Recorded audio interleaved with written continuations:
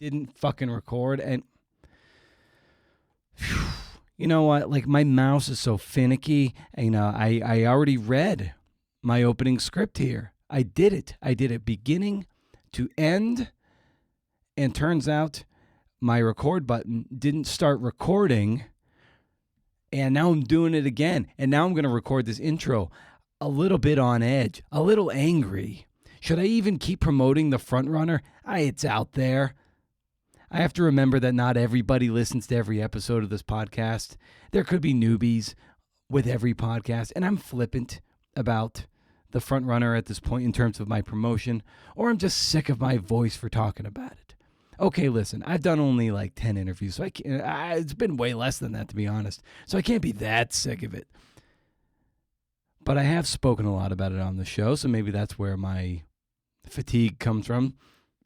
Whatever. If you choose, buy it from your favorite bookstore and leave ratings and leave reviews wherever they post. I don't even care. And also, dude, let's not overlook the craft of wallowing.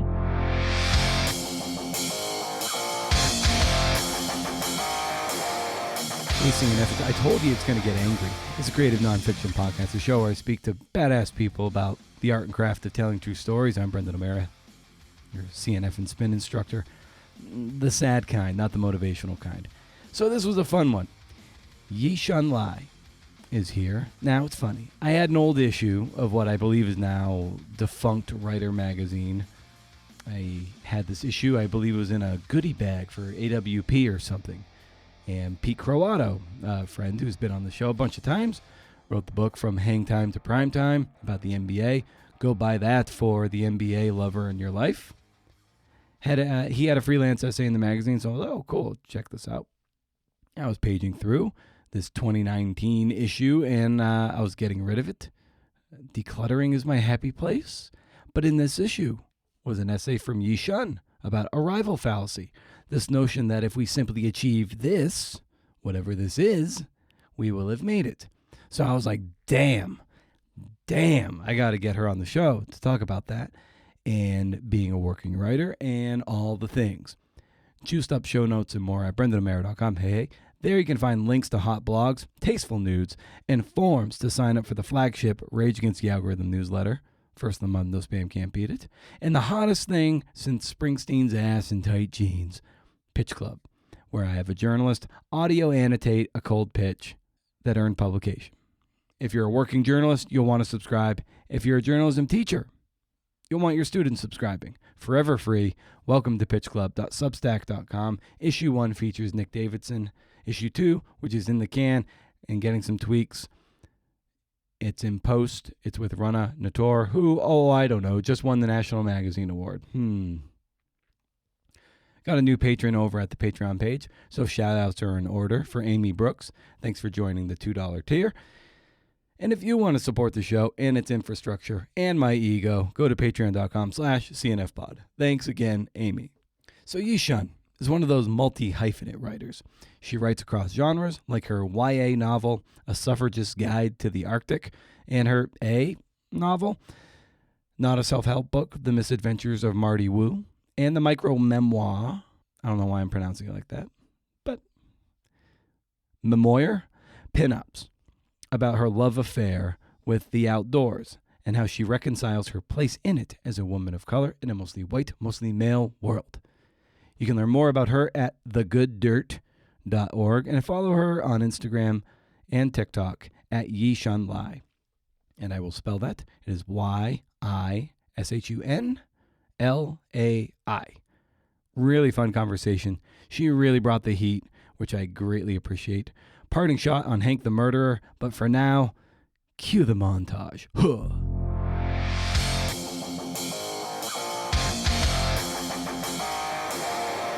You fucking idiot, give me that! Which is like how I feel about myself. Okay, whatever, like, you do you. If Mars had an area code. Before I know it, I'm shot with an arrow and this thing has grabbed me. This is going to have to interest somebody somewhere other than me.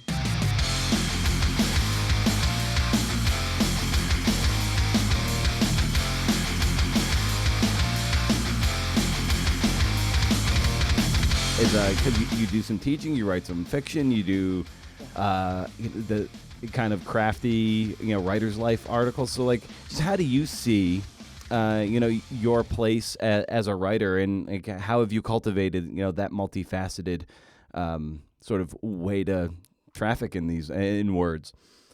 Yeah, I don't think my story is unique, right? I think that there is this myth that's out there that you are a writer only if you are butt in chair, banging away at your keyboard for 8 hours, and then the rest of the time on a fainting couch somewhere, Yeah. noodling over your ideas.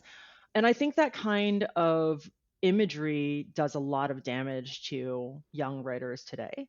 So I'm super glad you asked this question, because a lot of us cobble together a living from writing in the way that I have over the last 2 decades or so. A lot of us that teach, a lot of us have running columns in publications. And I should, of course, say that the writer has undergone an extremely unfortunate demise, Mm-hmm. where it just doesn't exist anymore. And that's really sad, because it actually was America's oldest writing magazine. It was started by Wordsworth, right? So it's just a very sad thing that these kind of publications are fewer and fewer in number. Of course, there are those who continue to exist. But for me, that kind of multifaceted life kind of keeps my brain turning in lots of different directions. You will have seen, and you noted just a minute ago, that, like, I'm drawing from a lot of different aspects of my life, right? In any one essay, I'm drawing from my experience as a disaster relief volunteer, or my experience as an endurance athlete, my experience as a teacher, and even my experience as a lay artist, as it were, right? So it just makes my work much richer, and it allows me to draw from other aspects of life and also be creative about the way that I make my living, right? For a long time, I was a writer for the J. Peterman catalog. Do you know what that is? I know the name from Seinfeld. Seinfeld. Yeah. Okay. So, dude, I was Elaine before Elaine was Elaine. Yeah. And that's a beautiful thing, right? I mean, I'm obsessed with the world of marketing, and so interested in the way that we think about the things that we acquire in life and why we acquire them, right? The things that drive us. So when I graduated, one of the first things I did was to apply to the J. Peterman catalog as a copywriter, and at the time I was like the youngest ever copywriter for J. Peterman, and it was so cool, to be able to dive into even that aspect of writing, right? I mean, the written word touches so much, Brendan, right? Like, for those of us, for people who I'm working with a lot of college students right now, and for college students who are just stepping out of their undergraduate careers, they have no idea what kind of options are out there for them, right? So I think about the written word as being I don't know, it's got its tentacles every place, and I just think that's really cool. How have you alleviated or taken the pressure off yourself to make a certain kind of your writing, kind of like the breadwinning writing of your portfolio, for lack of a better term? Yeah. Do you mean in terms of genre, or in terms of like the brand I want to make for myself? Let's see. I think. Well, let's see. I think there's, to further clarify, like, say there's a particular writing that you wish you kind of like, that was the one you wish like made all your bones, like, and you could be that person's writing, typing for 8 hours every day and then on the pass out couch. My ideal for that would be, it's like writing narrative profiles like that you read in the New Yorker, stuff like that. Like, that's just my cup of tea, biography. And but I know that that's not a reality. You need to you got to spackle in the holes elsewhere, or that actually spackles in the holes. And I think an aspiring writer or an emerging writer or just someone who's frustrated might put a lot of pressure on themselves to make that thing support themselves. And I wonder if for you, if there's something that you're writing that you've taken the pressure off of, like, so you can come at it with energy and joy. Boy, I have not thought about that, and I think that speaks to my privilege. So a year and a half ago, I took a full-time job someplace actually at my alma mater, where I currently help young people to write their fellowship applications. And that's a lot about self-excavating, right? It pays the bills very nicely, but for the 22 years before then, I freelanced, right? And I lived the cobbling together, spackling life. And the difference between me and other writers is that I didn't have to depend on just myself to pay the bills, right? Mm-hmm. If things were up, that was great. But if things were down, my health insurance comes from my husband's portfolio, right? We have plenty of savings socked away. I do not have to place a lot of pressure on myself. Okay. So I want to get that out of the way, right? Because like people don't talk about money in this business, and I don't know why. Yeah, There's yeah. there's a literal clause in my latest publishing contract with one of the big five that I'm not meant to talk about how much I make, Interesting. which is obscene. Yeah. I mean, I think it's probably in your contract too, mate. It's probably there someplace. I right? hope it isn't, because I've been openly talking about my advance like crazy. This is the resistance, Brendan, right? Like we have to. I mean, I'll go on record right now. Like I talk about it to my students on a regular basis, because publishing is such a gate-kept industry, and it should not be that way. Okay, it's not fair. Like people who think, I love that image of folks who like think they're just going to be writing a diner someplace in their messy journal, and like an editor from HarperCollins is going to fall over them, having stumbled over some wet eggs on the floor, and be like, "Oh my God, your writing is incredible because I can totally read your chicken scratch." Come on, I mean that. And then on top of that, this idea that like once you sign with a big five, you can just let it go and everything will be fandangtastic. Like that's not a thing. I mean, there's hustle and there's marketing. Okay, so all right, I digress. All right, so back to your pointy question. There's my privilege, right? Okay, so I just want to make sure that we address that. Okay. Also, I live a mile from my parents, and if things were really, really, really bad, I could just go home. Okay. So there's that. We own the home that we live in outright. Okay, so there's all of that. All right, so I can afford to take creative risks. All right. But I also have monkey brain, okay? And I know we talk about monkey brain as being a bad thing, right? But I've kind of chosen to embrace that because I don't feel guilty about not sinking my teeth into one type of writing or another, right? They all kind of fulfill different parts of me. How you have the one friend that's good to go to the movies with, and another friend that's good to have coffee with, and another friend who's good to go for a run with, right? This is like what the different types of writing are for. Okay. So, there's a part of me that loves to navel gaze and excavate. My husband calls it letting the people that make me nuts live rent free in my head, but I don't call it that. I call it getting to know myself a little bit more, right? So there's a kind of self-indulgent sort of navel gazing, that goes on in that regard, right? Like what does make me tick? And then there's the silly articles, some of which I sent you, like the illustrated guide to orange cheese flavored crunchy snacks. Yeah, I love that. What the heck is that? I mean, that's useful to nobody. I digress. It is the most important piece of journalism on the planet, obviously. But like, that also scratches another itch, right? And then the young adult fiction for me is about like trying to tell a story that has plagued me for a long time, right? And then, the other nonfiction, the memoir stuff, is about, excavating the parts of my life that don't yet make sense to me. Okay. But also, I want to be very clear that sometimes you start a project and you're 250 pages in and you sit up and you're like, oh my gosh, I think this is a young adult book. And then your beta readers are like, well, no, duh. What did you think you were writing? Because we knew that all along. This may or may not be a true story. So, it's one of those things where like sometimes you just don't know until you start a thing what it actually is. And I think that's okay too. But like then you kind of have to let go of that idea that stuff is predetermined. Yeah, and I love that you're bringing up the idea of money too. And when I've reached out to some listeners and they should just about some things that they would like to hear more about, usually the making a living and the money side of things comes up quite frequently because I felt like kind of like you said, a lot of it is walled off, and it's frustrating for people because they don't have enough information to make determinations to compare themselves versus like, am I on the right path or am I not? Yeah. Like, what is? I don't know. It's like going blindfolded, and you waste so much time. You're floundering around, like you don't know what's right and what's wrong. So much trial and error that it burns you out in the end. So I just like for you, it was what did you wish that you knew when you started that you know now that is that would have just been so helpful for you? I wish I knew that when the book was published, it was not going to make me feel better about myself Mm-hmm. or feel great about myself even, right?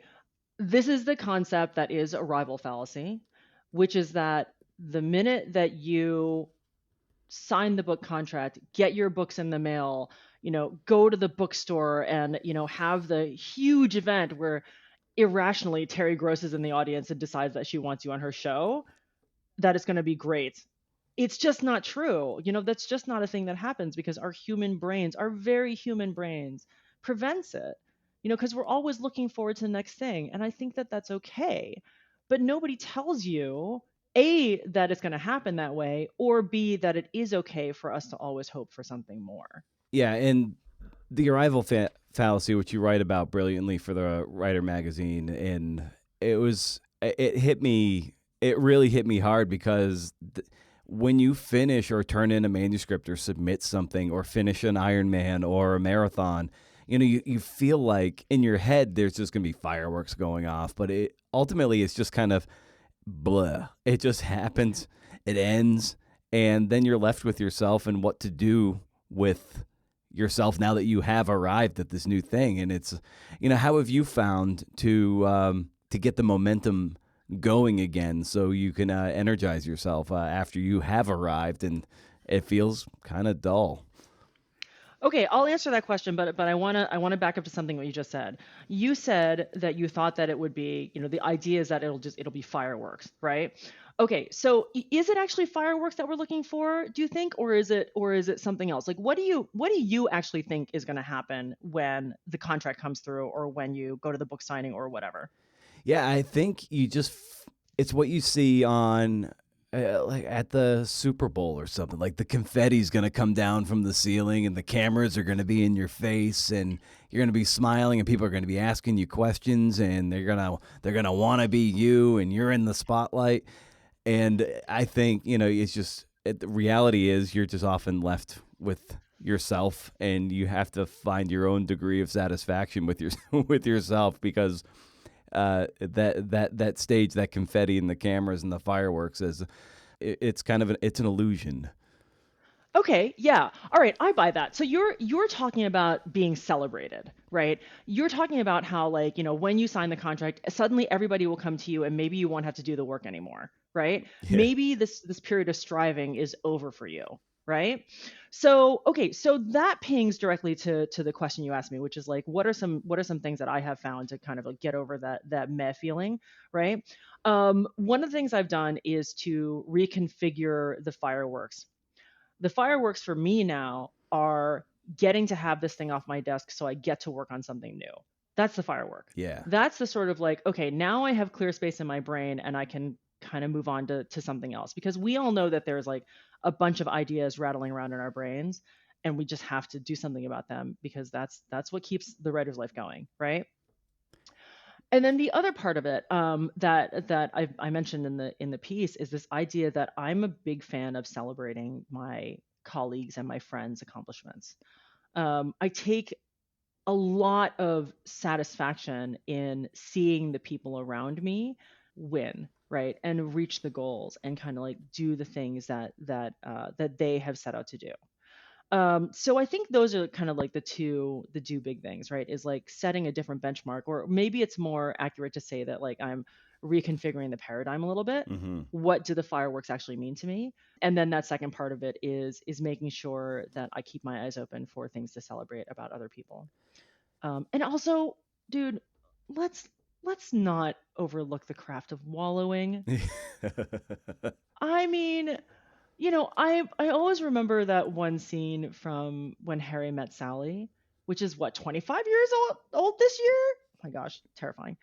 But it's that one scene where she's sick and he calls her and he goes, "Have you ever just, given yourself a really good moan, right?" And then he goes, "Just try it with me." Just try it with me. It feels really good, and it really does. It's fantastic to lie on the floor and feel miserable and just be sad for a little bit.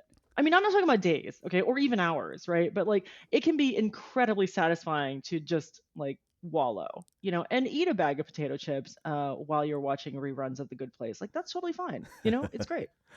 Well, It's great. yeah, and you're getting to the point of celebrating others' work. That is extremely important. But baked into this culture and this world and writers' headspaces, by and large, well, maybe not by and large, but at some point or another, is a lot of jealousy and competition. And sometimes it can be difficult to get to that celebratory mindset and beyond the scarcity mindset. So how did you arrive at that? Oh. Okay, so there's another article that I wrote floating around specifically about this. I think in large part it's fake it till you make it. If you just grin big enough, it's gonna be fine. Okay, but also I think we tend to believe that someone else's success is going to somehow take away from our success. Yeah. And that's just silly pants. It doesn't make any sense, right? I told you earlier that I'm working with a bunch of college students now in my job at a small liberal arts college, and they always worry that somebody is going to have the exact same project as they do, like when they're applying for Fulbrights, or when they're applying for the Trumans, which is another big fellowship that's coming due very soon now. They always worry that somebody else is going to have the exact same goals, right? And I always tell them that this idea of your life story being unique to you is super important in this regard, right? Like you need to look at yourself and realize that nobody has the exact same positionality you do, nobody has the exact same set of experiences that you do. And so there's no need for you to be jealous because they're just not the same people, you know? I do, as I'm talking to you about this now, I mean, I realize that it sounds awfully flippant of me to just like set it out there like it's so easy to do, right? It's kind of like when people say, oh, you just need to love yourself. And you're like, dude, do you have any idea how hard that is? Like, don't give me those dipshit platitudes, right? Like, I mean, it's hard to love yourself, just like we were talking about. You know, when like for me, the fireworks are like getting to a point where where I'm content with my life, right? But I genuinely believe it is the lot of the writer to never ever ever be content, and I think that that's a beautiful thing, right? To always keep moving, to kind of like figure out like what the next project is and be excited about it. Like you get to have another project. That's really freaking cool. You know, it's Yeah. really, really great. Also, just FYI, I'm trying really hard not to swear because Oh, you can swear I'm all you now want. Yeah. okay. But no, but I have to practice it, you see, because now I'm reading in children's sections of bookstores, and that's like a Oh, I yeah, need to yeah. be careful about that. Right. So I'm training myself. There was a period where I would do 5 push-ups for every F-bomb, and I got ripped really fast, but like Right. nothing really helped that. Anyhow, so it is hard to get to a point where you can be automatically happy, right? But it's a beautiful thing when you get there. It's because it's so freeing. It's so freeing, and I really do think this is a case of like fake it till you make it.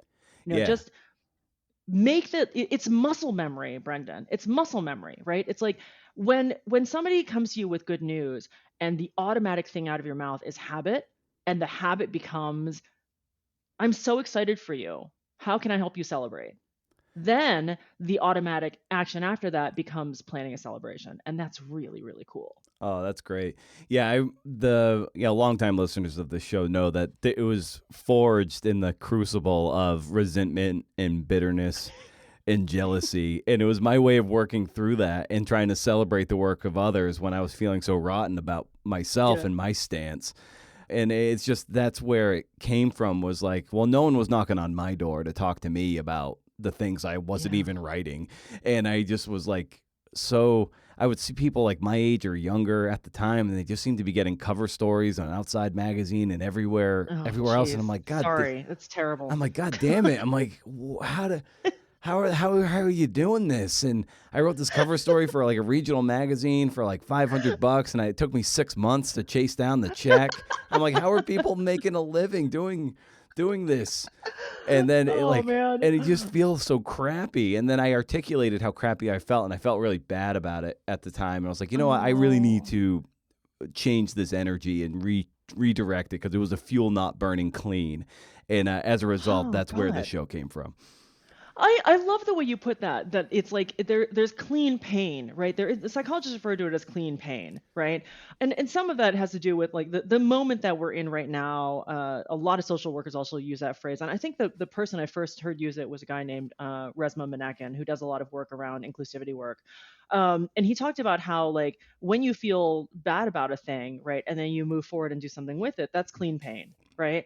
But it's like if you just let it foment, and you're just like resentful all the time and just, grumbling to yourself in the bathroom mirror, then that's not real clean, right? Yeah. So, this idea of like turning that clean pain into, to extend the metaphor, turning that clean pain into fuel and then watching it burn blue, right? Like that's kind of I love that metaphor. I think that's a great way to put it. Like what can you do with this sort of like extra fuel that you've got, right? Like what can you do with this extra energy that you're putting towards kind of being pissy about these things, Yeah, exactly. And it was, I started to view it as a community building thing, being, and then I would hear over the years, and, I credit Donna Tallarico, who founded the Hippocamp conference in Lancaster, Pennsylvania, which has kind of been Yeah. on hiatus. Great conference when it was going on. But she talked about literary citizenship. And I think that was just such an apt phrasing to be in this world. Is like, it's not zero sum, and to just contribute to the milieu of what it is to be a writer. It's always changing, and you'll make no friends if you're just like bitter and angry and jealous all the time. It's so silly. It's kind of natural, but once you can get it out of your system, bloodlet that out of your system, it just makes for a much more nourishing and enriching go of it. Yeah, and it's not just needing friends. So talk to me a little bit about why you think we need friends in this business, because I want to tap on something, and I'm just curious if we're kind of tapping on the same thing. Well, I think it's like if I'm taking on work and be like, you know what, like something came across my desk, and be like, I don't know if it's a perfect fit for me, but I know that, oh yeah, like Yi Shun, this is like right up her alley. Like, why don't I like give this to her that came across, like, it's not good for me, maybe it's good for her, and that way it's paying something forward or paying something back, depending if someone gave you a favor. So I think it's just kind of like that. It's thinking about other people as well, and trying to lift people up, and rise the tides as it is. Yeah, I love that. That's absolutely that. I think that's actually the beginning of for me. It was the beginning of my journey. I have a similar Outside magazine story actually. A very good friend of mine who I've known since she was 13. Okay. Um, the short story is that I dated her older brother, right? Okay, and so we became good friends. Like I became good friends with the whole family. She went on to become a journalist for Outside magazine, like a cover magazine story writing, journalist for Outside magazine, and it was the job that I wanted. And I didn't know what to do with myself. I just did not. I was so, I don't know, stymied. I was in a bog because of this odd resentment that I had towards this person who literally was my kid sister. Like there's something wrong with that, right? Okay. I mean, I was really stuck. Like, I mean, she was covering things that I thought I wanted to do, and doing the things that I thought I wanted to do.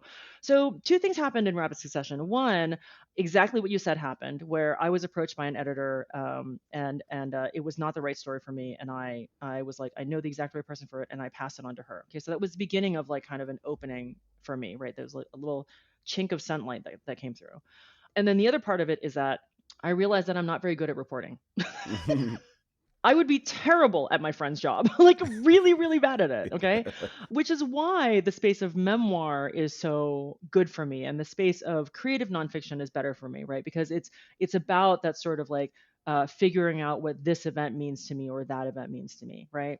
Now, do I miss the field of like getting to know people whose stories really deserve to be told? Yeah, absolutely. But I have other ways now that I can amplify those stories, right? I don't have to be a reporter for Outside Magazine or be a cover magazine writer for the New York Times Magazine, right? The other part of what you said in answer to my question, or sorry, the other part of what I was asking, this idea of like why we need friends in this business. For me, I draw regular inspiration from people who are not exactly working on the same things that I'm working on, but who still get to be separated, who still get to be celebrated by me, right? And it's that sort of like lateral thinking that you touched upon very early in our conversation, this idea of having work in different fields and being able to write in different fields. The upshot of that is I've collected a lot of people who work in different fields. And those folks really fill my creative cup, right? I'm not the kind of writer who's like, oh, I'm writing memoir, and so I can only read memoirs, or I can only, hang out with memoirs, right? I'm exaggerating. There are very few people like this. Yeah. But I think there are people who are like who are memoirists and whose closest friends therefore are memoirists, right?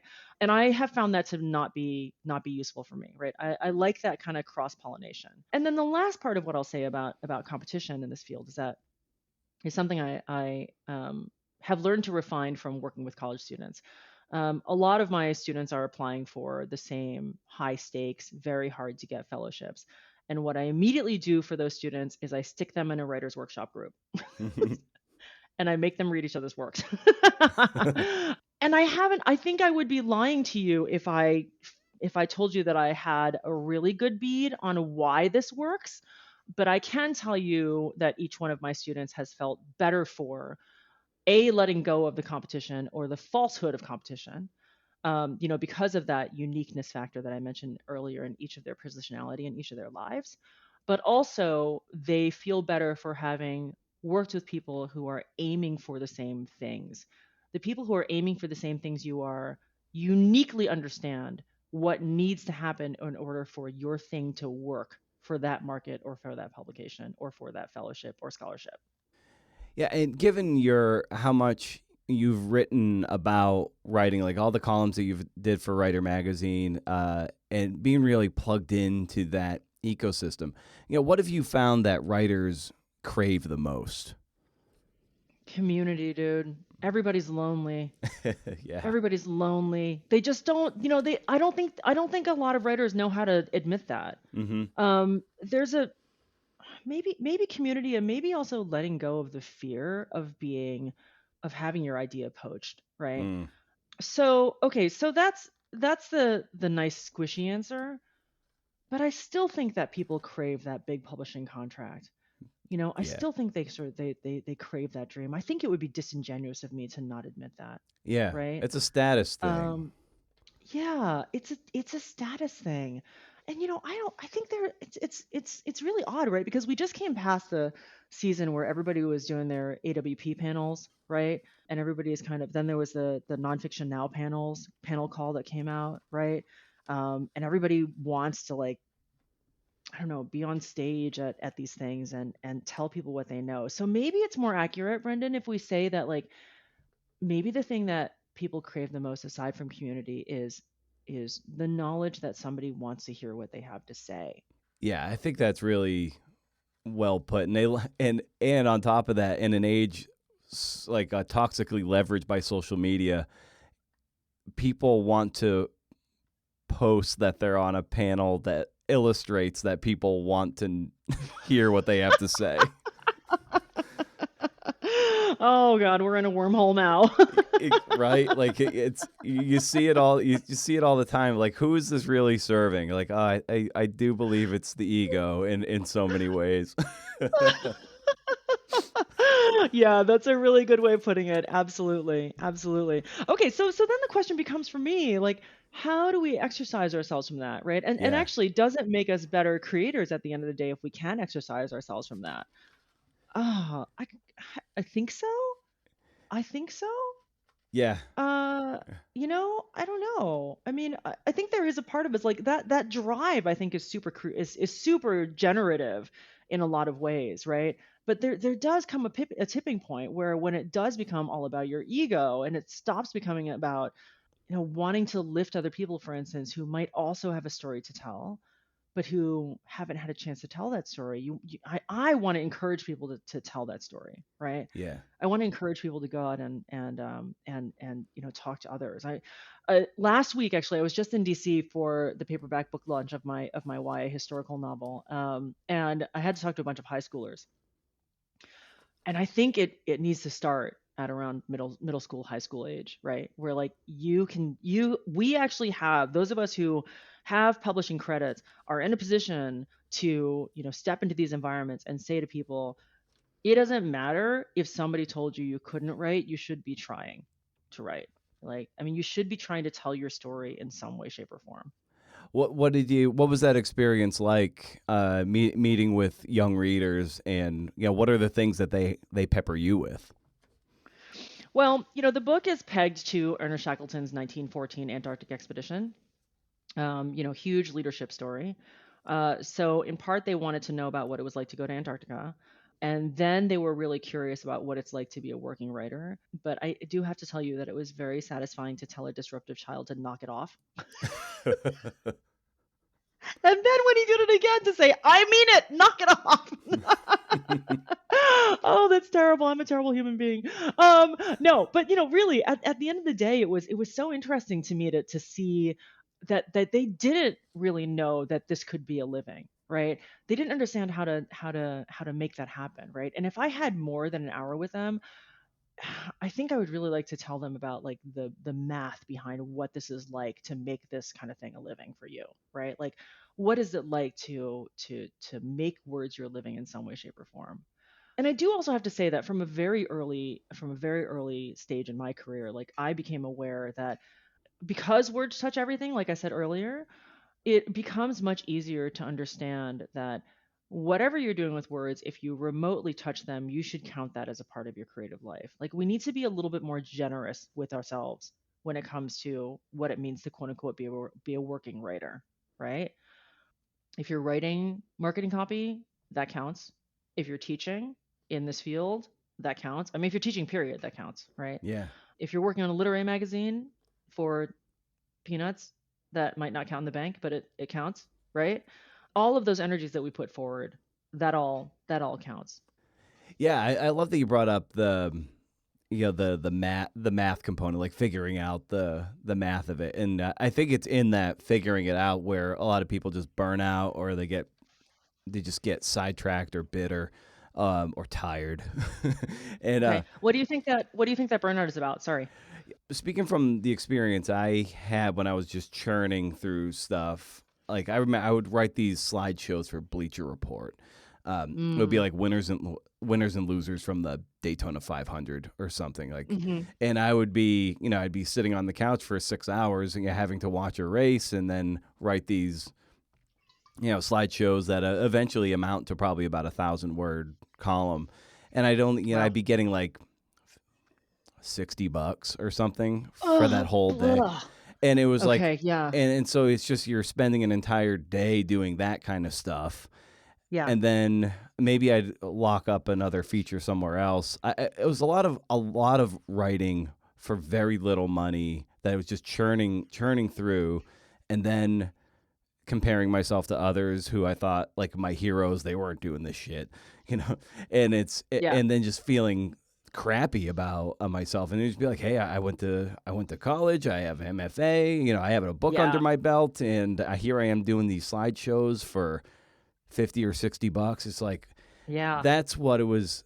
It was really upsetting. And then chasing down very small paychecks that would take months. I'm like, how do people make a living doing this? If I'm chasing people down for $500, and then you got to pay, half of that in self-employment taxes anyway, because you're a freelancer. Right. These are the things you just kind of learn through osmosis along the way, but no one really tells you. And it just like totally, I can see how many people would want to take an off-ramp. And I looked for many off-ramps along the way, and just could never fully pull off the freeway. And it was awfully seductive to pull off the freeway and do something else. So tell me about the freeway though, because you said you looked for a number of off ramps and you found a couple of off ramps, right? But you could never actually like get off, right? So what was it that prevented you from getting off, and what did your off ramps look like? It would usually be. So one time a few years ago, I took a job working in a wine cellar, like with winemakers at a vineyard, and I was like, maybe I'll just get into the wine business and just be done with this writing thing. But it always nagged at my head. Like I would never be able to forgive myself if I gave up. Yeah, I just know that at my heart. Okay, so this is interesting, because the idea of quote unquote giving up, I think, has nuances to it, right? There are scales of giving up, right? Yeah. I am surprised to hear that like the off ramp does feel very far removed from writing. I kind of suspected that you might say something along the lines of, I thought I would teach, or maybe I went into like writing coaching, or I don't know, something like that, right? my off ramps weren't really off ramps, right? They were always things that were related to the written word in some way, shape, or form, right? And I suspect that if you had off ramped fully, you would still be spending 8 hours after you got off of work banging away at your keyboard writing a story in some way, shape, or form, right? Yeah. It would, because it never leaves us. It never, ever, ever leaves us. But I do think this idea of burnout is an interesting one. A couple of years ago, I started engaging with a system that just sounded so broy. Sorry. I started using a system called Building a Second Brain, which is by a guy named Tiago Forte. And what that did for me, the whole theory is you never start a project that isn't already 50% done. Okay. That's not laziness. That's me acknowledging the fact that somewhere in my brain there is the germination of an idea, and I've probably followed the wormhole far enough that I've already amassed a bunch of research or readings or notes about this project. So I need to pull the trigger on that thing first, right? So it's like, this idea of like, okay, you're spending 10 hours watching an event and taking notes upon it and then like, banging out 1,000 words of writing. What happened to me was I started notating the things that I was already noodling about. And then my time outlay became rapidly smaller for those projects, right? So the other way to look at it is like basically writing the low hanging fruit, right? Like what am I already thinking about that is taking up space in my brain that I can turn around, not quickly per se, okay, and not without effort certainly, but like we talked before about the fireworks, right, and regaging the fireworks. This is like, oh, I get to take this off my desk now. I've been thinking about it for so long. Now I finally get to give it a body, right? I get to actually like articulate it and take time with it, as opposed to it being rattling around in my computer someplace and in my files as a bunch of loose notes, right? And that gratitude, coupled with the relief of getting that idea out there and done, I think changed my workload diametrically. Yeah, that's really wise. Yeah, and I found over the years too that there's a lot of writing that people don't tweet about, and like the content marketing stuff or the contract stuff that pays really well, but maybe some people who they just don't talk about it.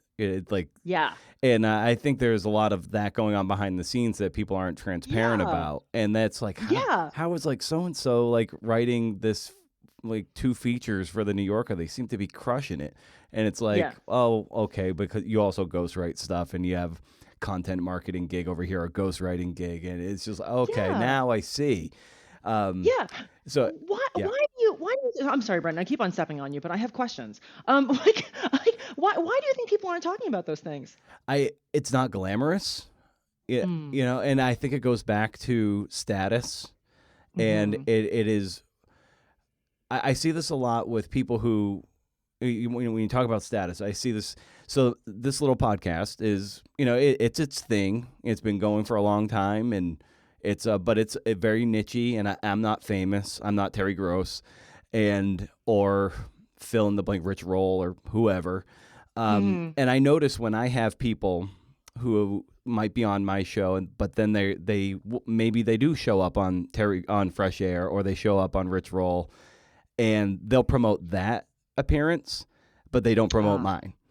And so you see it, and I'm fine with it. I've metabolized it in a way. It's frustrating, but I see the status ballet, and it's like, okay, promoting that elevates your status to a point, and like we were talking about earlier, and then maybe if the people of that nature, if they promote me, they feel like maybe it's elevating my status and not theirs. And so it's like this dance. And I think with the writing, the content marketing, people are in mercenary work. It doesn't elevate their status. So they just kind of, this makes the money. This subsidizes the thing that I really do tweet about. That makes it look like I'm, maybe a bit more established in a different arena, or I want to be known for that, but I'm going to hide this stuff over here. Wow. Okay. Yeah. That sucks. And granted, there's not that much to tweet about when you're like what are you going to say? Like, hey, Facebook fam, go look at my copy for Honeywell Air Conditioning Company. Like, no, I mean, you're not going to do that, right? Yeah. But I still think there needs to be a level of transparency. Like, we should be proud of the fact that we're hustling. Yeah. You know, we should be excited by it. So I'm super Pollyanna. It's really embarrassing, but you know, it's the way I've chosen to live my life. So there you have it. Well, yeah, no, it's great, and it's great to hear you. And something that, you know, when we were talking about the fireworks earlier, and I love this idea of just being able, like, the win is being able to keep playing the game, and to keep staying on the field. You know, like, that's the win. Yeah. You know, that's the Yeah. fireworks, and that's what I really love hearing you articulate too. It's just like, I get to, you know, give this piece of writing a body, and then I can move on to Yeah. something else, and like, that is the win, to keep going and creatively chain smoke projects. Yeah, mind you, it's easy to say now that I have, you know, full-time cushy academic job with, you know, great benefits, right? I mean, that's, But you've earned know, it. it's It took you a long time, but that's the it did. patience to stay in the game, and it's it's a credit to your rigor and your perseverance to get to that point. Maybe. I mean, it's one of, like, I was not looking for this job. It kind of came and found me, right? And I had to give up some things that I do love in order to take it. And so I've stumbled into this field, and it's this very bizarre kind of circumstance where I also am now teaching a class on creative writing for this college. And I unexpectedly love working with undergraduates. It's so weird.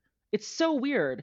So it's kind of like, I do feel a little bit like it's unearned. I say that very hesitantly because as I'm thinking about your comment, it occurs to me that they would not have cherry picked me for this job if I didn't, you know, have all of the other things under my belt, right? Yeah. That I have been working on, right?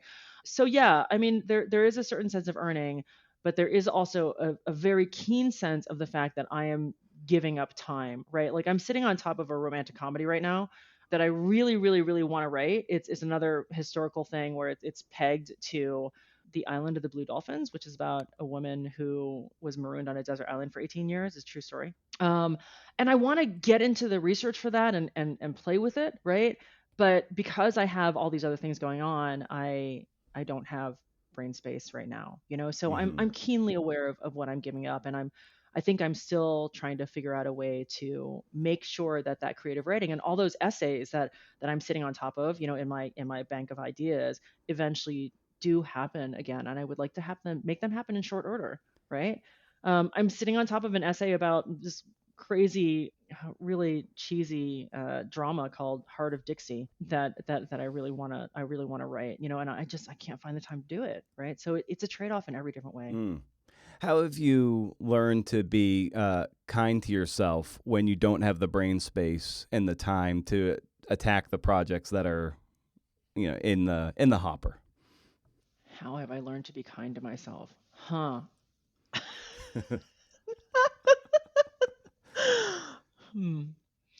And if you haven't, well, that's fine too. As someone who's a notorious shit kicker of myself, that's I know.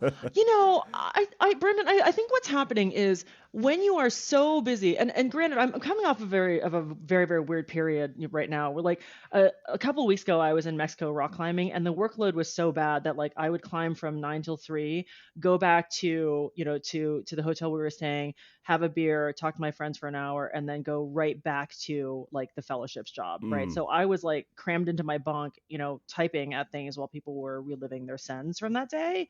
So I think I haven't been very kind to myself lately. But I do think that it is about having the faith that because I have written these ideas down someplace, at least there is progress being made. But that's not actually being kind to myself, right? The being kind to myself probably is the booking the rock climbing trip, even though I know I have these things happening, right? I think it's a physicality thing. I think it is carving out time to watch the most recent episodes of Shrinking. Have you been watching, by the way? I haven't. I don't have. You know, we don't have any real streaming services, and everything is so bifurcated and splintered. We just can't watch anything. That's completely okay. All right, but, like, you know, the time that I spend with my husband is one of those things that, like, has to be sacred, right? Yeah. Like, I can't not walk the dog with him. I can't not carve out time for exercise. My parents live a mile up the road, and they're quite elderly. So like I need to carve out time for that. Right. So I think maybe I'm still in a period of trying to figure out what that actually means. Like, does being kind to myself mean taking care of my community first? Or does it mean getting 8 hours of sleep? Does it mean eating? I don't know. Or does it just mean like establishing busyness enough so that I don't have to think about the fact that I'm not self-caring? I don't know. It's not going well. And it could be it evolves over time too. You know, whatever grace or mercy you share with yourself 5 years ago dear God, versus Brendan. today, it hope changes. So. It's got to evolve from this, because this is not going well. It's not going well. Well, in your teaching of undergrads, these people who are really at the start of something, and they've got that the youthful energy, or they're like, this looks cool. I want to maybe pursue a career in words. You know, what is some advice that you share with them, be it hard won or something you've heard from maybe a cherished mentor yourself? Yeah, I tell them this. I got from I was taking one of those like mass online learning courses from an artist. I do some watercolor in my spare time. I like to draw. Cool. Yeah, and he said it was an assignment to sit down and draw for 20 minutes every day for like a week straight. Okay, and he said you should start every session by quote unquote making the marks you like to make, and this was revolutionary to me. Revolutionary. Because in writing, we talk about woodshedding, the stuff that we're bad at, right? When we workshop, we have our work torn apart, which by the way is another thing I'm working on. Like this idea of this kind of workshopping. Matthew Salesi started the work towards a more, kinder workshop model. And then Felicia Rose Chavez wrote that great book on, the anti-racist writing workshop, right? And it's like, it's this concept of workshopping or woodshedding being a thing that should hurt has to go away, right? So this idea of making the marks you like to make, what the artist meant was like, if you're good at drawing lines, then do that, right? If you make very precise circles, then do that. Like start by doing a thing that kind of like makes you feel like you are competent, okay? Mm-hmm. I'm 50 now, right? Since the age of 35, all I have done is strive for competence. Okay. I mean, I grew up in a household where like, if you weren't A plus best at everything, it was pointless for you to try. You might as well lie down and moan all the time, which as we know by now, I do on a regular basis. Okay. But competence is a beautiful, beautiful thing, right? Like if you're good enough to be competent at something, that means that you have to underscore the point that you made earlier. You have the endurance to keep on doing it and keep on staying in the game, right? When you make the marks you like to make, in my case, it's puppy ears. I guess they could be pig ears too, but whatever. Okay. Like I draw ears. Okay. If you can do that and you can feel confident in it, then when you go to make something really creative, then you have that extra bank of confidence that you can build on, right? Then it's like, hey, look at those puppy ears I drew. Those are really, really good. Maybe I'll write some dialogue, right? And in the case of writing, I happen to be really good at dialogue. I like it a lot. Yeah. Okay. So I start a writing project by recounting a dialogue that I've heard. Okay. And then I move on to something that might be a little bit harder. So yeah, make the marks that you like to make. I mean, I think that's a really critical thing. Also, we've talked about this a lot, but like, I think we mustn't ever forget that writing is a business. Okay. And that the people who publish are running businesses, right? My publisher is not out to necessarily like their remit as they see it is to make money, right? It is not to, let's give Yi Shun a platform so she can talk about how unfair it was that suffragists didn't get to go on Antarctic expeditions. Like what the heck is that? Nobody cares about that, right? Like what they want to do is make money. Okay. Publishing, by the way, the only business in the world in which you can be 98% wrong every year and still come back to make a business. Right. Okay. So yeah, this idea that like writing is a business and publishing is a business, I think is a thing that we have to keep on talking about. Like you and I have to keep on talking about our advances. We have to keep on talking about the math behind what it means to earn out. Right. And how much money we're making and how we're doing it and why it is. Right. But then again, of course, everybody has their own kind of benchmark, right? Like if you're not comfortable talking about money, then don't do it. Yeah. Commensurate with my East Asian upbringing, of like, if you're not A plus, then why bother? Right. Yeah. Was also like, if you have to talk about money, then you are not making enough of it. And that's just bananas, right? Like, we have to talk about money because we live in a capitalist society. I don't know if anybody else has figured that out. I know. Right? We gotta talk about these things. It's so important. It's so important. Oh, for sure. And Yi Shun, is I love to bring these conversations down for a landing, and I feel like I could talk to you for Yeah. hours. This is wonderful. Love hearing your insights and how you've gone about your career to date. But I love bringing these conversations down for a landing by asking a recommendation for the listeners of any kind, and it's just whatever you're excited about. So I would extend that to you. I am super excited about anglerfish and spiders. I don't know. It's okay. They're not related to each other, right? But have you seen most recently this story about this poor anglerfish, which they live in the depths of the ocean, right? Okay, and they're not meant to be anywhere near the upper strata. But there was an anglerfish. For those of you who don't know, an anglerfish is it is the ugliest creature you'll ever see.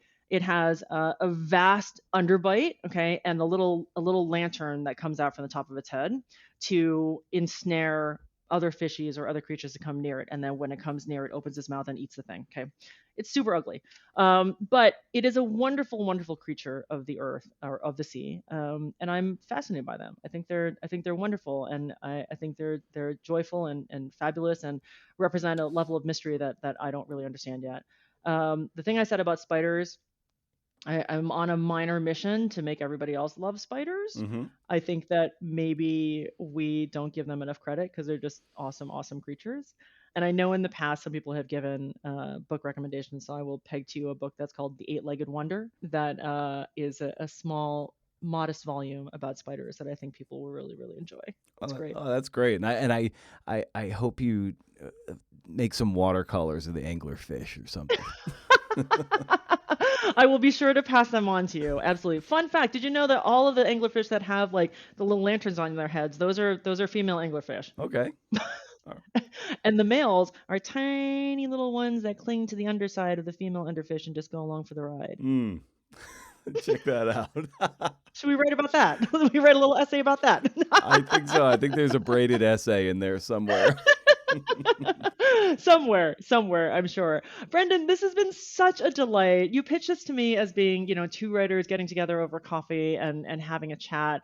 And as you say, it could have gone on forever. I am so pleased to have made your acquaintance and really honored that you asked me to be on this podcast. Thank you so much. Oh, you're so welcome. Yeah, just thank you for your time and coming to play ball. This was a ton of fun.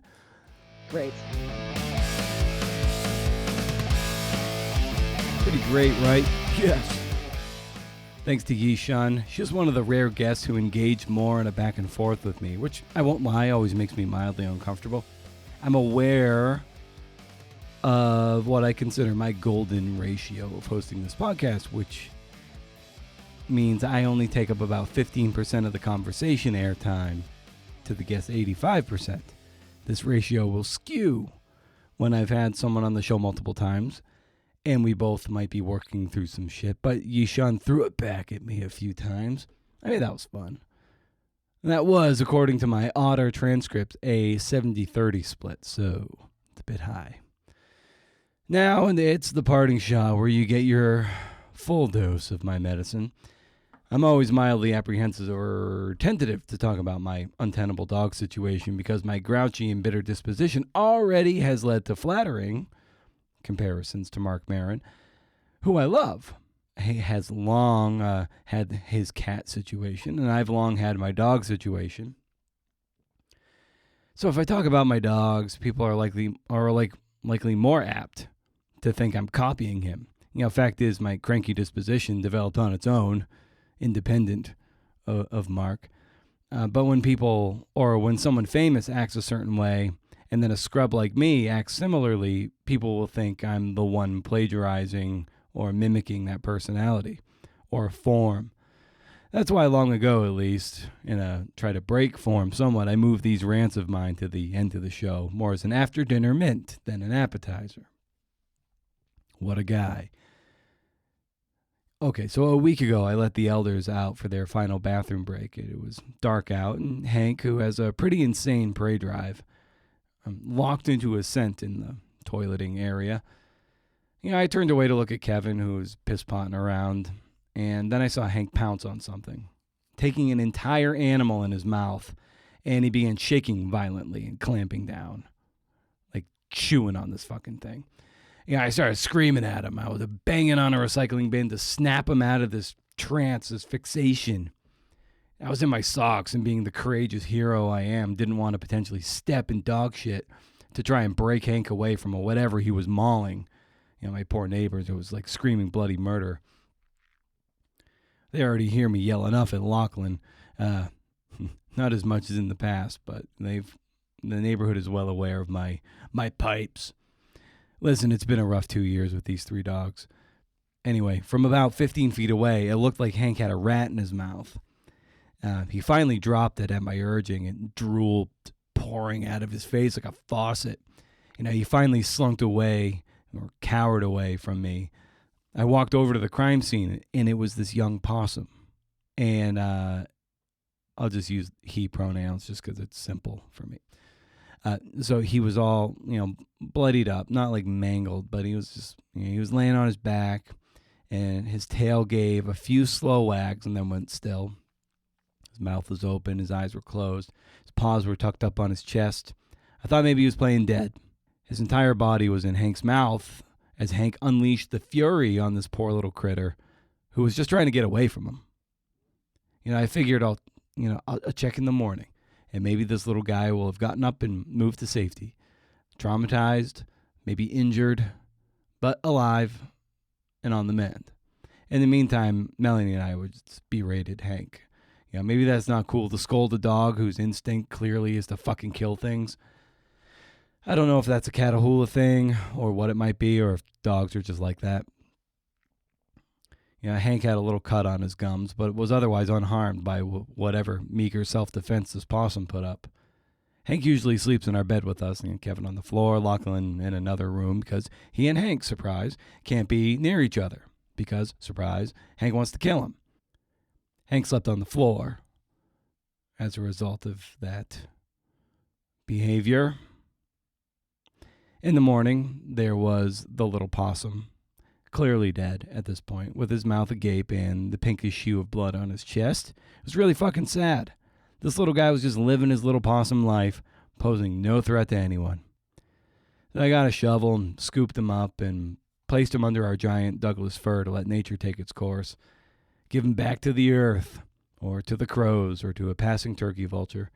It really ripped my heart out. Like, against the odds, this little critter made it to independence, and he met his end by, not a coyote, but a 10 or 11-year-old domesticated Catahoula of all things that has no dietary need to kill such a thing. We named the little possum Fairway Frank after the possum featured in season 2 of Parks and Rec. I look at Hank and I want him to feel some remorse, but come the next morning, all he was doing was wagging his tail as if he had no memory of it. But he had a memory of it. He went straight to the scene of the crime for his morning bathroom break. We've slowly come back around to being cordial to Hank, as if that does anything, as if that message really sinks in, like we can shame him into feeling bad about what he did. Now he's not allowed to be unleashed for bathroom breaks at night because we don't want him killing other nocturnal animals or maybe running into a raccoon. He did chase a raccoon one point, and a raccoon could really fuck him up. Give him rabies, who knows. We have given him free rein on cats that piss all over our shit. Have at it, Hank. Stay wild, CNFers. And if you can't do interview, rest in peace, Fairway Frank. See ya.